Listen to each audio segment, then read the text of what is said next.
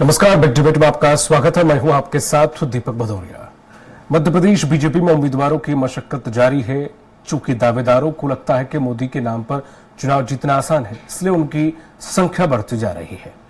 वहीं कांग्रेस के पास सीमित उम्मीदवार हैं, लिहाजा कांग्रेस ने अपने उम्मीदवारों का पैनल भी तैयार कर लिया है। इसी पर चर्चा करो, उससे पहले देख लेते हैं रिपोर्ट। लोकसभा चुनाव में मध्य प्रदेश की 29 सीटों पर उम्मीदवारों को लेकर बीजेपी ने बीते मंगलवार को मंथन हुआ है। दरअसल भोपाल स्थित प्रदेश बीजेपी कार्यालय में वीडियो कॉन्फ्रेंसिंग के जरिए विधायक सांसदों की बैठक हुई थी, जिसके बाद प्रदेश पदाधिकारी सहित बीजेपी कोर कमेटी और फिर प्रदेश चुनाव समिति की बैठक हुई। इन बैठकों में 23 लोकसभा सीटों के संभावित उम्मीदवारों के नामों पर चर्चा हुई है। संभावना है कि 29 फरवरी को दिल्ली में होने वाली केंद्रीय चुनाव समिति बैठक होने के बाद लोकसभा चुनाव के लिए बीजेपी अपनी पहली लिस्ट जारी कर सकती है। रायशुमारी में इन सीटों से ये नाम। बीजेपी के चुनाव समिति की बैठक में रायशुमारी में 23 लोकसभा चुनावों में इन नामों पर चर्चा की गई है। भोपाल से विदिशा वी.डी. शर्मा, शिवराज सिंह चौहान, नरोत्तम मिश्रा, रामेश्वर शर्मा, सुमित पचौरी। विदिशा से शिवराज सिंह चौहान, रमाकांत भार्गव, रामपाल सिंह, गुना सिंह, ज्योतिरादित्य सिंधिया, के.पी. सिंह यादव। इंदौर से कैलाश विजयवर्गीय, शंकर लालवानी, पुष्यमित्र भार्गव। मंदसौर से देवीलाल धाकड़, यशपाल सिंह सिसोदिया, मदन राठौर, सुधीर गुप्ता। सागर से गौरव से रोठिया, राज बहादुर सिंह, रजनीश अग्रवाल, लता वानखेड़े। ग्वालियर से ज्योतिरादित्य सिंधिया, यशवंत इंद्रापुरकर, जय भान सिंह पवैया, विवेक शेजवलकर। बालाघाट से ढाल सिंह बिसेन, वैभव पवार, मौसम बिसेन। खजुराहो से वी.डी. शर्मा, संजय पाठक। बैतूल से डी.डी. उइके, मंगा सिंह धुर्वे, डॉक्टर महेंद्र सिंह। रीवा से जनार्दन मिश्रा, पुष्पराज सिंह, प्रज्ञा त्रिपाठी, अजय सिंह। सतना से गणेश सिंह, सपना वर्मा, योगेश ताम्रकार। जानकारी के मुताबिक पार्टी में ऐसा पहली बार हुआ है कि लोकसभा सीटों पर उम्मीदवारों के चयन के लिए रायशुमारी की जा रही है।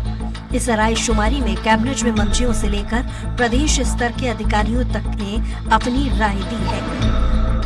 चर्चा ये भी है कि बीजेपी के नामों में ऐप पर सक्रिय न रहने वाले सांसदों की टिकट भी काट सकती है, जिससे नए चेहरों को मौका मिल सकता है। कांग्रेस के लिए ये लोकसभा चुनाव बड़ी चुनौती है। कांग्रेस के नए मुखिया जीतू पटवारी के लिए ये नाक का सवाल है। पिछली बार कांग्रेस 29 में से 28 सीटें हार चुकी है। इस बार उसके पास खोने को ज्यादा कुछ नहीं है।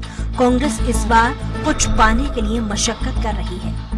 उम्मीदवारों के नाम पर भी पार्टी के पास बहुत विकल्प नहीं है। कांग्रेस को लगता है कि जल्द ही उम्मीदवार घोषित करना उसके लिए फायदे का सौदा हो सकता है। दिग्विजय कमलनाथ ने भी जल्द उम्मीदवार तय करने पर जोर दिया है। कांग्रेस ने आधी सीटें 50 से कम उम्र के उम्मीदवारों तो बाकी सीनियर्स को देने की गाइडलाइन बनाई है। कांग्रेस ने उम्मीदवारों की पैनल तैयार कर ली है। स्क्रीनिंग कमेटी की बैठक भी हो चुकी है।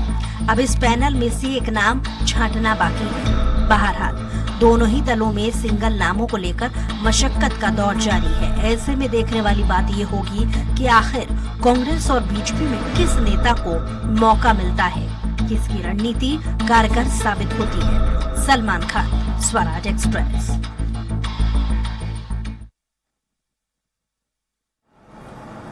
और इसी मुद्दे पर चर्चा करने के लिए खास पैनलिस्ट हमारे साथ मौजूद हैं। हमारे साथ बीजेपी प्रवक्ता हैं सनवर पटेल। सनवर जी, आपका बहुत बहुत स्वागत है। कांग्रेस प्रवक्ता हैं नितिन दुबे। नितिन जी, आपका बहुत बहुत स्वागत है। वरिष्ठ पत्रकार हैं आशीष दुबे।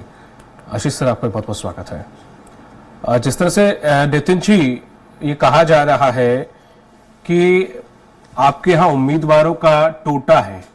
कुछ नेता जो काफी दिग्गज हैं, सीनियर भी हैं, वो भी ये चुनाव लड़ना नहीं चाह रहे हैं। कुछ सीटों पर प्रत्याशियों के भी लाले पड़ रहे हैं, ऐसी खबरें आ रही हैं, कुछ पेपर भी छाप रहे हैं। कितनी सत्यता है और क्यों ऐसा हो रहा है? और चुनाव के वक्त विपक्षी दल इस तरह के काम करता है, कोई काम अब है। दुर्भाग्य की बात यह है कि मीडिया भी सरकार के साथ है। वैसे मीडिया का ये जो कर्तव्य है वो कर्तव्य ये है कि विपक्ष के साथ रहकर जनता की बात कहे। लेकिन आज आप देख रहे हैं पिछले 10 साल से मध्य प्रदेश में और 20 साल से पिछले 10 साल से देश में और 20 साल से मध्य प्रदेश में पूरा मीडिया भारतीय जनता पार्टी और नरेंद्र मोदी को इस देश का हीरो बनाने पे तुला हुआ है। आप देखते होंगे, सुनते होंगे डिबेट, खबरें देखते होंगे, और ये सब प्रोपोगंडा है भारतीय जनता पार्टी का। कांग्रेस जो है इतना पुराना दल है, ना ही उम्मीदवार की कोई कमी है और ना ही किसी नेता की कोई कमी है। लेकिन बात दुर्भाग्य की यह है कि पूरे तंत्र के साथ भारतीय जनता पार्टी चुनाव लड़ती है और विपक्ष के नेताओं को डराने का काम करती है और मीडिया को भी डराती है। तो इसलिए ये माहौल जानबूझकर बनाया जा रहा है ताकि विपक्ष कमजोर रहे। जी अच्छा, तो ये माहौल बना के विपक्ष कमजोर रहे, पर जो नेता हैं, चाहे वो दिग्विजय सुरेश पचौरी ले लें, कई नेता ऐसे हैं, विवेक तनखा ले लें, लोकसभा चुनाव से पीछे हट रहे हैं, ऐसा क्यों? ये कहाँ तक सही है? ये सत्यता है इसमें या नहीं है? या फिर वाकई ये जो नेता जो नाम गिनाए हैं, हालांकि नाम तो कई थे लेकिन मैंने आपको 2 प्रमुख नाम गिनाए हैं, तो क्या ये इच्छुक हैं, इन्हें टिकट दी जा सकती है, ऐसा कुछ है? देखिए, आप बेहतर जानते हैं कि किसी नेता के चाहने से या नहीं चाहने से वो चुनाव मैदान में नहीं होता है। बात का निर्णय जो है पार्टी हाईकमान करते हैं कि किसको चुनाव की कमान सौंपी जाएगी, और अपने आप को आगे करने से कि मैं फला जगह से प्रत्याशी रहूंगा, मैं फला जगह से चुनाव लड़ूंगा, ये तो कोई बात नहीं होती है। जो पार्टी हाईकमान तय करते हैं उस व्यक्ति को टिकट मिलती है, और टिकट नहीं मिलने से पहले सभी नेता अपनी तैयारी में जुट जाते हैं। आपने जिन नेताओं का नाम लिया, दिग्विजय सिंह जी और भी जो नाम आप ले रहे हैं, आपको जानकारी होगी, नहीं हो तो मैं आपको बताऊं। नहीं, सभी नेता सभी नेता अपने अपने क्षेत्रों में सक्रिय हैं। आप देख रहे होंगे कि दिग्विजय सिंह जी राजगढ़ कितने समय अभी रहे, आप देखिए उनके दौरों, और सुरेश पचौरी जी वो भी सक्रिय हैं, कमलनाथ जी सक्रिय हैं, और जितने भी नेता हैं हमारे मध्य प्रदेश के वो सब सक्रिय हैं। नहीं तो नितिन जी, वो तो सक्रिय रहेंगे, पार्टी से इस्तीफा थोड़ी ना दे दिया उन्होंने, तो सक्रिय तो रहेंगे ना सर। तो फिर सवाल यह था कि चुनाव लड़ने पर ऐसा कुछ उन्होंने मन बनाया है कि ये लोकसभा चुनाव वो नहीं लड़ना चाहते, ऐसा कुछ है क्या? ये कहाँ बाइट दी है कि मैं चुनाव नहीं लड़ना चाहता हूँ? मैं तो आपसे पूछ रहा हूँ, खबरें हैं सर ऐसी, ऐसे मैं नहीं कह रहा हूँ कि उन्होंने आधिकारिक बयान दिया, मैं तो आपसे पूछ रहा हूँ ऐसा है क्या?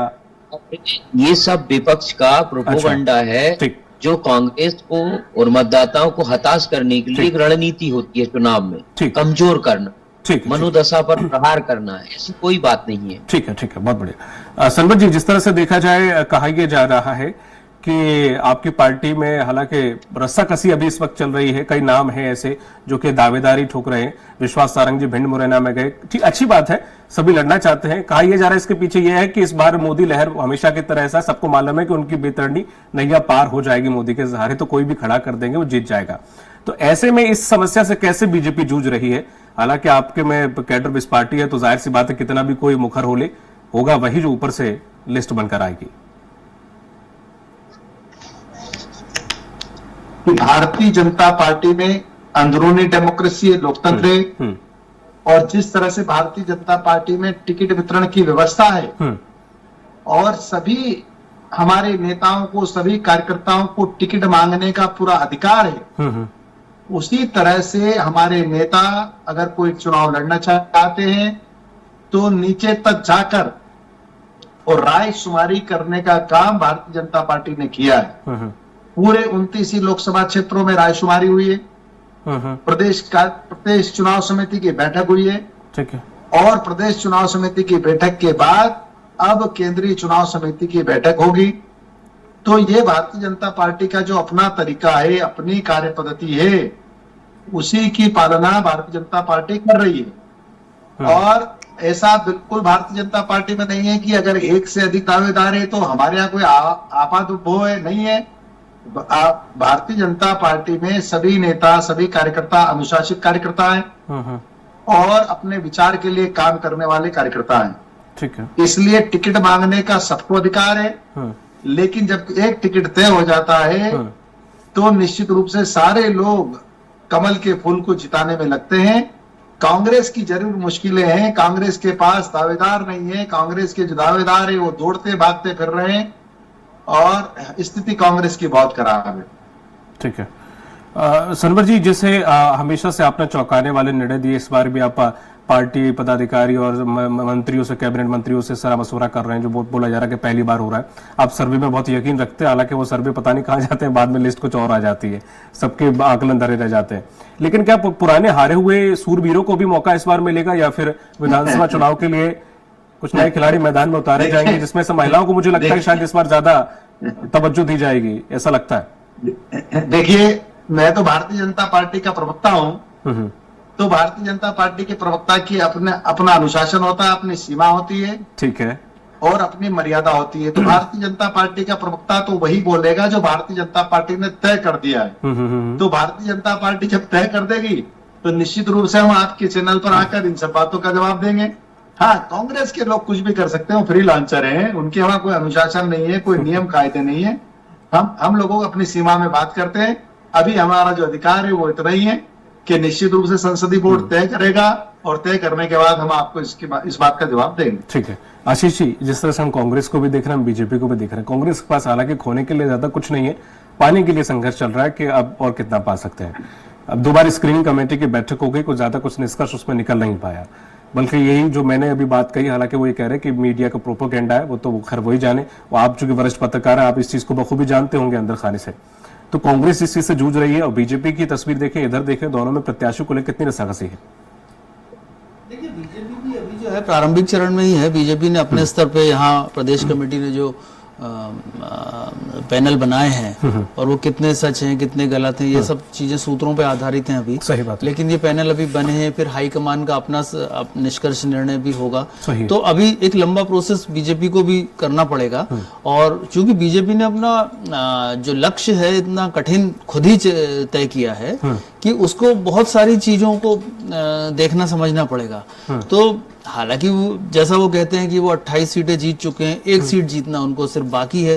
तो ऐसा नहीं है, बीजेपी को ये भी पता है कि हम 29वीं सीट जीतने जाएंगे तो पीछे की कोई 7वीं 8वीं 10वीं सीट ना हार जाए। तो ये जो एक्सरसाइज उनका करने का तरीका है, तो इसलिए ये है। और देखिए, जो 6 सांसदों को जो चुनाव लड़ा के विधानसभा बुलाया गया है, तो उन जगहों पर बीजेपी ने इस बार एक अलग से सर्वे कराया है। ठीक है। उस सर्वे की रिपोर्ट पिछले करीब 8-10 दिन 15 दिन पहले ही हाईकमान के पास जा चुकी है। तो बीजेपी बहुत सारे एक्सरसाइज कर रही है, और ये भी संभावना है कि जिन सांसदों को चुनाव लड़ा के विधायक बनाया गया, यदि रायशुमारी में और पार्टी के आकलन में वो फिर से कोई जरूरत आती है तो वो विधायक अब फिर सांसद का भी चुनाव लड़ सकते हैं। तो ये उनकी एक्सरसाइज का तरीका है, और ये सारी चीजें चल रही हैं। और कल चूंकि बीजेपी संसदीय बोर्ड की बैठक है, तो हो सकता है कोई चीज निकले वहां से और कोई निर्णय हो। कांग्रेस की जहां तक बात है, कांग्रेस ने 2-3 बार स्क्रीनिंग कमेटी की बैठक कर ली है, सीसी में उनके नाम चले गए हैं। लेकिन कांग्रेस को जो समय लगता है निर्णय लेने में, और जबकि इस बार ऐसा होना चाहिए है कि कांग्रेस को पहले अपने प्रत्याशी घोषित करना चाहिए और ज्यादा मेहनत करनी चाहिए। इसलिए क्योंकि लोकसभा क्षेत्रवार जो रिजल्ट का आकलन हुआ है विधानसभा चुनाव के, उसमें भिंड, मुरैना, ग्वालियर और आपका छिंदवाड़ा, गुना, धार, ऐसी तकरीबन 8-9 सीटें हैं जहां पर कांग्रेस को अच्छा खासा बहुमत मिला है, ज्यादा मत मिले हैं भाजपा से। तो ये वो उजली संभावनाएं हैं कांग्रेस की, जिस पे उसको काम करना चाहिए, बजाय इसके कि किसी तरह की नेगेटिविटी हावी होने देने के। उन्हें ये करना चाहिए, जब वो अच्छा काम करेंगे तो अच्छी चीज भी सामने आएंगी।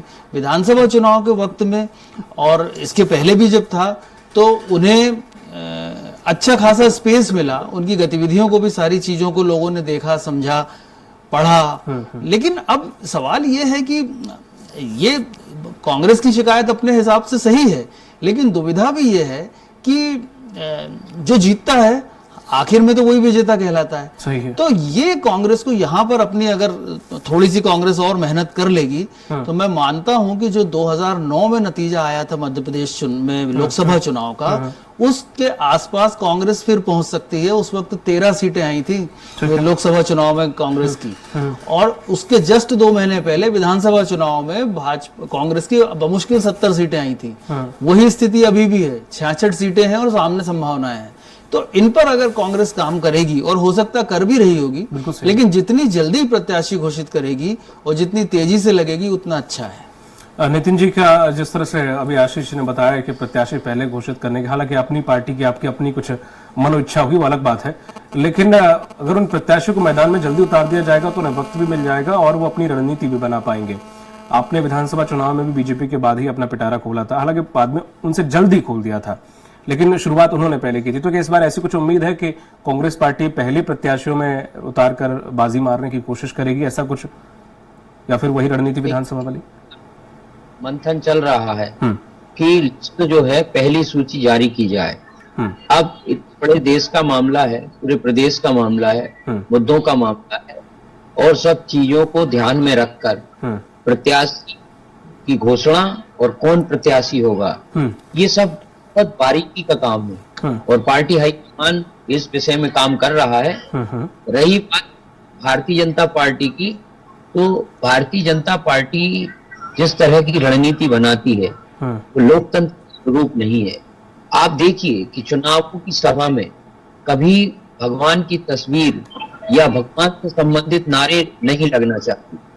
कभी भी आप किस तरह अयोध्या का मामला ये भुना रहे हैं, किस तरह धारा 370 को भुना रहे हैं, और जो योजना कांग्रेस के समय से चली आ रही थी उन योजनाओं को भी ये भुना रहे।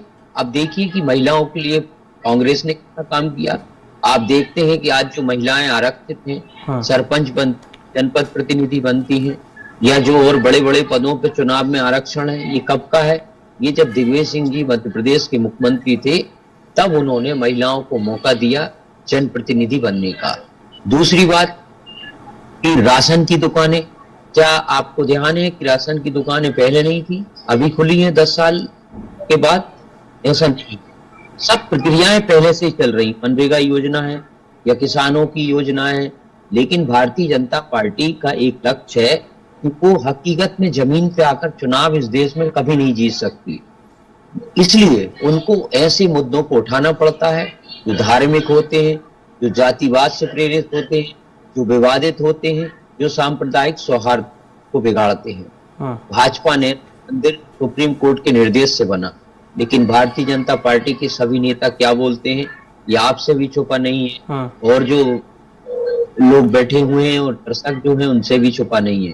कहते हैं कि मोदी ने मंदिर बनवाया, कहते हैं कि शाह जी ने मंदिर बनवाया, कहते हैं कि भारतीय जनता पार्टी ने मंदिर बनवाया, लेकिन हकीकत ये है कि वो केस चला और सुप्रीम कोर्ट के निर्देश के बाद मंदिर बना। और ताले खुलवाने वाले देश के पूर्व प्रधानमंत्री आदरणीय राजीव गांधी जी थे। ये भी है हकीकत। ये सबसे पहले कुछ चीजें क्लियर करो। ताले उन्होंने नहीं, मजिस्ट्रेट ने आदेश दिए थे सर, तो उसके बाद ताले खुलवाए थे। ये कहाँ से, ये कौन सा इतिहास हमें मुझे लगता पढ़ते हैं किस क्या जो प्रक्रिया थी, आप बोल रहे सुप्रीम कोर्ट ने आदेश दिया था, तब भी वहां के मजिस्ट्रेट ने आदेश दिया था सर, तब ये ताले खुलवाए गए थे। सिंपल है। आप भी तो वही क्रेडिट लेने की कोशिश कर रहे हैं जो बीजेपी, और फिर यार उनका सब मैनेजमेंट है। आप बोल रहे हैं आपने ये किया, आपने वो किया, तो आप ये बोलो ना जनता से सर। वो अपना मैनेजमेंट इस प्रकार से करते हैं, वो उनकी उपलब्धि है कार्यकाल सर। अचीवमेंट इतिहास बन जाते हैं सर, करते रहना होता है। वो कर रहे हैं इनोवेशन सर। गांधी के कार्यकाल में ही ताले खुले थे, ये कहने में कहीं कोई दिक्कत नहीं है। हाँ, कार्यकाल में समझ में आया। हाँ, तो मोदी के कार्यकाल में भी सर मंदिर बना, तो वो क्रेडिट ले रहे हैं, आपने भी लिया था उस समय। तो क्रेडिट लेने का क्या मतलब है कि फिर आप जो है सांप्रदायिक माहौल को खराब करेंगे? कहाँ सांप्रदायिक माहौल खराब हो गया? सर, अगर आप चाहते हैं कि आपको लोकतांत्रिक प्रक्रिया के अंतर्गत चुनाव लड़ना है, उस प्रक्रिया को फॉलो करना है, तो आप ऐसा क्यों करते हैं? आप गरीबी पे चुनाव क्यों नहीं लड़ते हैं? आप महंगाई पे चुनाव क्यों नहीं लड़ते हैं? आपने जो महिलाओं के लिए बात कही है सुरक्षा की, उन महिलाओं के साथ अत्याचार। नितिन जी, आप विपक्ष में बैठे हैं, जनता भोली है। जब तक आप नहीं बताएंगे सिलेंडर महंगा हो गया, जनता को समझ में नहीं आता सिलेंडर महंगा हो गया। 2014 में क्या हुआ था सर? आपकी सरकार क्यों गिरी थी? महंगाई सिर्फ एक ऐसा तबड़ बुनता था जिसको बीजेपी ने बुनाया था। आप बुना पाए सर? महंगाई तब से अब ट्रिपल हो गई, लेकिन आप किसी को एहसास दिला पाए सिलेंडर बहुत महंगा हो गया, या पेट्रोल कहां पहुंच गई है, या फिर दाल कहां पहुंच गई है? सिर्फ बातें कहने से सर ऐसे नहीं होता है कि हमने ये किया था, बीजेपी ये कर रही है। महंगाई के मुद्दे से कुछ नहीं होगा। जो जहर इंजेक्शन जो जहर का लगाया है भारतीय जनता पार्टी ने लोगों को, देखिए धर्म एक ऐसा मुद्दा है, भगवान एक ऐसा मुद्दा है जिसको छोड़ने के बाद राक्षस जो है आगे बढ़ सकता है। आप कालनेमी को देखते होंगे, जिन्होंने हनुमान जी को भी भ्रमित कर दिया था कि राम राम श्री राम का नाम लेकर। तो इस देश की जनता जो है धार्मिक है। तो इस फिर देश की जनता यात्रा जो क्यों निकाली जा रही है राम के नाम पर? सर मत निकालो, दूर रहो फिर धर्म से। ऐसी बुराई है धर्म में, तो धर्म को लेके चलना अगर राजनीति का हिस्सा नहीं होना चाहिए तो मत निकालो फिर। और निकालो तो चुपचाप घूम के दर्शन करके चले आओ। अपनी आस्था का ही विषय है तो महिमा मंडन क्यों करना? तो जब मीडिया वहां नहीं जाए ना, मीडिया उनको चुपचाप जाने दीजिए। क्यों बाइट ले रहे हैं, क्यों कैंप चला रहे हैं? ठीक है, मेरी बात। नितिन जी आऊंगा आपके पास, दोबारा लौटूंगा। सनवर जी, जिस तरह से देखा जाए प्रत्याशियों को लेकर, जैसे कि आशीष जी कह रहे हैं कि जो पहले अगर मैदान में उतारते कांग्रेस को उसको लाभ होगा, आपके पास तो लगभग सारी चीजें एकदम परफेक्ट हैं हर चीज को मामले, बस प्रत्याशियों का चयन होना है। तो क्या इस बार बीजेपी अपने प्रत्याशियों को पहले उतार सकती है? क्योंकि आपने जिस तरह से चीजों को व्यवस्थित किया, हम देख रहे हैं विधानसभा चुनाव से पहले से आप एक एक चीज, एक एक सीट, एक एक कैटेगरी इस तरह से रख रहे हैं। लोकसभा चुनाव की तैयारी को बहुत पहले से चल रही है आपकी, चाहे वो मंत्रियों को कैबिनेट में कौन सा पद देना है, कौन सा जातिगत समीकरण साधना है, कौन कहां का नेता है, किसको कहां से हटा के कहां लाना है, वो आपने बहुत पहले से सब कुछ मैनेजमेंट कर रखा है। देखिए आशीष जी, एक विद्वान साथी के नाते हमसे जुड़े हैं और उनका अपना आकलन है, उसमें मनाही भी नहीं है। लेकिन सभी राजनीतिक दलों की का अपना अपना सोचना होता है, अपना अपना उनका तरीका होता है। तो कांग्रेस को किसी ने मना नहीं किया है कि वो पहले ना उतारे, वो उतारे, उनका स्वागत है। भारतीय जनता पार्टी अपनी कार्य पद्धति से काम करती है और अपनी कार्य पद्धति के तहत ही आगे भी काम करेगी। आपने देखा कि विधानसभा के चुनाव में जिस प्रकार से भारतीय जनता पार्टी ने तय किया और लगभग 100 दिन पहले विधानसभा प्रत्याशियों की पहली सूची जारी कर दी, तो ये भाजपा की अपनी कार्य पद्धति है। भाजपा जो तय करेगी निश्चित रूप से वो करेगी, और कांग्रेस पार्टी जो है उसका अपना तरीका, वो स्वतंत्र है, वो जब चाहे उतारे। सनबर जी, आजकल बीजेपी के प्रवक्ता बड़े टिपिकल हो गए मीडिया के लिए, कुछ बोलना ही नहीं चाहते, उससे आगे तो सवाल ही नहीं बनते, फिर क्या पूछा जाए। आशीष जी, जिस तरह से आपने कांग्रेस के प्रवक्ता को सुना, ठीक है उसका हो सकता है उनकी कुछ निजी इसमें विचार हों, लेकिन अगर कांग्रेस इसी विचारों के साथ आगे बढ़ रही है तो लोकसभा चुनाव कितने मुश्किल हैं कांग्रेस के लिए? नहीं, देखिए इस मामले में तो ठीक है कि बीजेपी की तैयारियां बहुत परफेक्ट हैं और एक वो बड़ी चुनाव मशीनरी है ये तो, और फिर उनके पास कुछ इस तरह का पूरा मैनेजमेंट है कि वो अभी फिलहाल तो कांग्रेस पर लगातार भारी पड़ रहे हैं मैनेजमेंट के मामले में, हर जगह तो, और हर जगह तो इसलिए जो है कि अगर बीजेपी जो भी तैयारी करती है सियासी दल के नाते, ये ठीक है कि वो जो तैयारी कर, जैसा चाहे वैसा चुनाव लड़े या जिस तरह से चाहे लड़े, लेकिन एक सबसे बड़े दल होने के नाते, सबसे ज्यादा सरकारें होने के नाते बीजेपी की भी जिम्मेदारी है कि वो चुनाव को सही पिच पर रखे और चुनाव की सारी चीजों को सही करे। ये भी एक बड़े दल के नाते जिम्मेदारी होती है जो एक वक्त कांग्रेस की भी थी। कांग्रेस उसे नहीं निभा पाई, कहीं ना कहीं चूकी और पूरे देश भर में उसका जो है कई जगह से उसको नुकसान झेलना पड़ा। तो अब ये जिम्मेदारी बीजेपी के साथ है। रही बात इस मौजूदा दौर की, तो अभी बीजेपी का एक अच्छा दौर है। तो जब अच्छा दौर होता है तो कई ऐसी चीजें जो बहुत अच्छी नहीं हो वो भी अच्छी हो जाती हैं, और कांग्रेस का दौर खराब है तो कई बार ऐसा होता है कि अच्छी बात भी अच्छी होते होते भी बिगड़ जाती है। तो ये एक नियम है, इसमें सारी चीजें चलती हैं। बीजेपी अगर जैसा कांग्रेस का भी कहना है कि मूल मुद्दों पर चुनाव लड़ा जाए, तो वाकई में वो मूल मुद्दे तो हैं देश में, जो महंगाई है या बेरोजगारी है, किसानों की समस्याएं हैं, ये तो चीजें हैं ही। तो ये इन मुद्दों पर बहस होनी चाहिए। कांग्रेस बीजेपी जिस मुद्दों पे बहुत स्वाभाविक है कि थोड़ा भी असुविधाजनक होगी वो उससे काम क्यों बात करेगी, लेकिन कांग्रेस की जिम्मेदारी है कि वो उसको बात करने पे मजबूर करे। सही बात ये कांग्रेस की जिम्मेदारी है कि कांग्रेस उसको अपनी पिच पे लेके आए खेलने के लिए। और जहां तक जो चीजें हैं, जो भाजपा जिन चीजों को भुनाती है या आगे लाती है, सियासी दल के नाते उसको ये अधिकार है कि वो करे, लेकिन एक जिम्मेदार प्रतिपक्ष के नाते कांग्रेस को इन चीजों को बहुत अपने ऐसा नहीं कि उसके पास रणनीतिक कौशल नहीं है, लेकिन मैंने कहा ना जैसे दौर की बात होती है तो कई चीजें हताशा में या कई बार परेशानियों में गड़बड़ हो जाती हैं, लेकिन उन चीजों पर उस तरह से कांग्रेस यदि चुनाव को लाएगी, भाजपा को अपनी बातों पर विमर्श के लिए मजबूत करेगी, जनता तक अपनी चीजों को पहुंचाएगी, तो चुनाव रोचक तो हो ही जाएगा। बिल्कुल सही है, ठीक है। बहुत बहुत शुक्रिया सनवर जी आपका, आशीष जी आपका और जी आपका इस पर चर्चा में शामिल होने के लिए।